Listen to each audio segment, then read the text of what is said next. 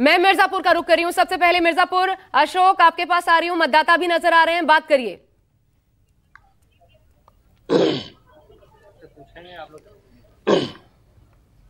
देखिए, निश्चित तौर पर सबसे अहम बात यह है कि मिर्जापुर में बहुत ज्यादा गर्मी है, लेकिन गर्मी के बावजूद यहां पर मतदाताओं में बहुत जबरदस्त उत्साह वोटिंग को लेकर देखा जा रहा है। हमारे साथ कुछ लोग हैं जो अभी वोट करके बाहर आए, उनसे बात भी करते हैं।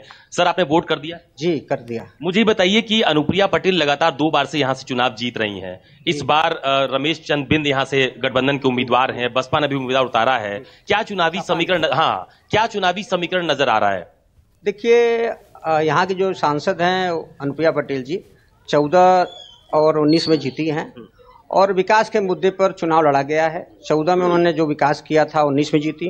19 में बिजली, पानी, सड़क 3 मुद्दे हैं। बनारस और इलाहाबाद के बीच में छोटा जिला है और अभी विकास से अधूरा था, लेकिन वो जब से आई हैं तब से डेवलपमेंट हुआ है, खासतौर से बिजली, पानी, सड़क और स्वास्थ्य को लेकर। अस्पताल हो, बिंद कॉरिडोर हो। आज टूरिस्ट पूरे देश की नज़र है कि एनडीए सरकार ने, यहाँ की भाजपा सरकार ने, अनुप्रिया पटेल जी ने विषय को रखा और पार्लियामेंट में लगातार बोलती हैं। मुझे ये बताइए कि ये तो बात है आपने डेवलपमेंट की उनके कामों की। समाजवादी पार्टी यानी गठबंधन के जो उम्मीदवार हैं वो भी बीजेपी में थे, सिटिंग सांसद थे, उनको इस बार भदोही की जगह यहाँ मिर्जापुर से चुनाव लड़वा दिया गया। तो इसका कोई मतलब फैक्टर नजर आ रहा है क्या उनके चुनाव में? नहीं, वो भाजपा के नाम पर जीते थे, उनका खुद का नहीं है। और बहुत अनुप्रिया पटेल की अगर बात करेंगे, उनके जमीन आसमान का अंदर है, वो उनकी कोई छवि नहीं है। भाजपा के नाम पर जीते थे। उन्होंने 5 साल में जो कुछ काम नहीं किया भदोही में, जनता देख रही है। यहाँ 3 बार विधायक रहे, उन्होंने केवल जात पात के नाम पर लोगों को वो क्या है, बहुत फर्क नहीं पड़ेगा। नहीं वो। अच्छा, ये एक महिला भी है जो वोट करके आई। आपने वोट कर दिया मैडम? हाँ, वोट कर दिया। तो मुझे बताइए कि मिर्जापुर में क्या मुद्दे हैं इस बार चुनाव के, जहन में क्या बात आती है जब आप वोट करने गई? सभी के मुंह में ये हो रहा है कि अब इस बार मोदी जीतेंगे। अब देखियो क्या होता है क्या नहीं। हमने तो वोट दे दिया। भैया, आपने वोट कर दिया? तो क्या मुद्दे हैं इस बार मिर्जापुर में चुनाव के? विकास के मुद्दे है और क्या। विकास है, बेरोजगारी है, शिक्षा है, इसी मुद्दे पे हमने वोट किया है। लड़ाई त्रिकोणीय है क्या यहाँ पे? बीजेपी, गठबंधन, ये तो बसपा। 4 जून को ही पता चलेगा, ऐसे कैसे क्या कहा जाए। ये तो जो भी निर्णय आना है 4 जून को ही आना है। और बाकी जो भी हम जनता का विचार रहेगा वो 4 जून को पता चलेगा। आप लोगों के मन में क्या चलता है? हमारे मन में यही है कि जो विकास अच्छा करे, जो सबका साथ सबका विकास का बात करे, उसी को आना चाहिए इसमें। आपने वोट कर दिया भैया? क्या मुद्दे हैं इस बार मिर्जापुर में? विकास के मुद्दे हैं, आएंगे तो मोदी जी ही। बाकी शिक्षा पर थोड़ा सा ध्यान दिया जाए, उस पर बस। शिक्षा में ध्यान देने की जरूरत है।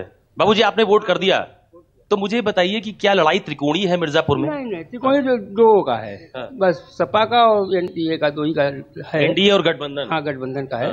और उम्मीद है कि इस बार भी अनुप्रिया जी जीतेंगी, इसलिए कि जो विकास कमलापति जी ने कराया, उसके बाद अब जो विकास हुआ यही 10 साल के अंदर हुआ। अभी तक मिर्जापुर किसी ने विकास नहीं कराया। लेकिन दादा, हमको बताइए कि ये जो मिर्जापुर की सीट है, यहाँ से फूलन देवी भी सांसद रही हैं, बाल कुमार पटेल भी यहाँ से सांसद रहे हैं। तो ये तो मतलब ऐसी सीट है जहाँ पर बदलाव भी देखा गया है। ठीक है, लेकिन विकास जो हुआ 10 साल के अंदर, ऐसा विकास किसी ने किया नहीं। आने को बहुत लोग आए, लेकिन सब शून्य थे। जो विकास कमलापति जी ने किया, उसके बाद अभी दिखाई पड़ रहा है। आपने वोट कर दिया? जी, क्या मुद्दे हैं? मुद्दे ये है कि मिर्जापुर में पहले मिर्जापुर की जनता ने पूर्ण तरीके से विकास पे वोट दिया, इस बार डेवलपमेंट वोट दिया है। भैया, आपने वोट कर दिया? क्या पहली बार वोट किया है? फर्स्ट टाइम वोटर हैं? बिल्कुल। आशा, देखिए हमारे साथ फर्स्ट टाइम वोटर हैं जो वोट करके आए हैं। क्या मुद्दे जहन में चले इस बार वोट करने से पहले? यही कि कोई सरकार ऐसी आए कि जो सर हम स्टूडेंट लोग को भी सर सपोर्ट करे, हम लोग को क्या नौकरी मिले, हर एक चीज मिले। अब ये नहीं कि जो अब पढ़ रहा है वो पढ़ते लगा है, साल बर्बाद हो गया, सर कुछ मिला नहीं।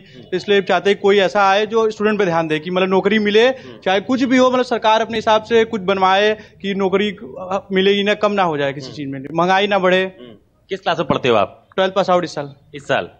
तो अभी क्या प्लानिंग है? वोट BA करेंगे, मतलब वो करेंगे, क्या नाम है, B फार्मा करेंगे मेडिकल साइंस से। मतलब रोजगार की दिशा में सरकारों को काम करना चाहिए, ये बात कह रहे हो आप? रोजगार मतलब अब स्टूडेंट ज्यादा हैं, अब स्टूडेंट कितने निकल रहे हैं, कॉलेज पैसा लग रहा है सर, माँ बाप का पैसा लग रहा है, हर एक चीज निकल रहे हैं। तो सरकार उस पर ध्यान दे कि जो बच्चे पैसा लगा रहे हैं उनको व्यर्थ ना हो। कोई भी चीज कहीं किसी फील्ड में सरकार उसको मेहनत करे। पहले ये जो पुलिस वाला आया वो भी कैंसिल हो गया, वो हुआ नहीं। उसमें कितने स्टूडेंट का घाटा हुआ सर। भर्ती परीक्षाओं में जो पेपर लीक हुए हैं, बहुत बच्चे मेरे दोस्त लोग भी दिए थे सर, वो लोग भी साल बर्बाद हो गया। और यही उद्देश्य में थे कि पूरे साल बैठे थे, पढ़ रहे थे, नहीं हुआ कुछ। ये युवाओं के मन की बात है जिनके लिए रोजगार सबसे बड़ा मुद्दा है। पैन इंडिया ये नजर आ रहा है अगर इस चुनाव। और जो दर्शक है न्यूज 24 के अशोक मिर्जापुर को इसलिए भी जानते हैं क्योंकि एक तो पंडित सुरेश पांडे जी और मां विंध्यवासिनी का भी क्षेत्र है, उस लिहाज से भी एक संबंध है। इसलिए भी पूछिए वो जो कॉरिडोर बना ऐसे में विकास के पैमाने पर कहां खड़ा पाते हैं।